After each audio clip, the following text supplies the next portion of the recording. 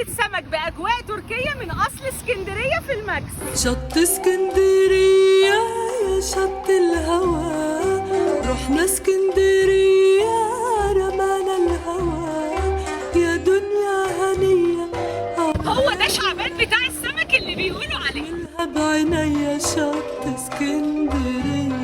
هو ده شعبان بتاع السمك اللي بيقولوا عليه. فلو عاوزين تاكلوا احلى واجمل اكلة سمك في اشيك واكبر وانضف واحلى فيو في اسكندرية كلها، يبقى طبعا مطعم شعبان اللي في الماكس. هتاكل احلى واجمل واطعم اكلة سمك في اسكندرية من ايد اعظم شيفات. ده كمان الاستاف حلو قوي في التعامل، والبرزنتيشن بتاعت الاكل عجبتني جدا. الملوخية اللي بالجمبري وشوربة السي فود، وبجد يا جماعة تاكلوا احلى واطعم جمبري. قشرة الجمبري بتطلع كده معاك بسهولة، فالتسوية والكواليتي وباين قوي ان السمك فريش. احلى اسماك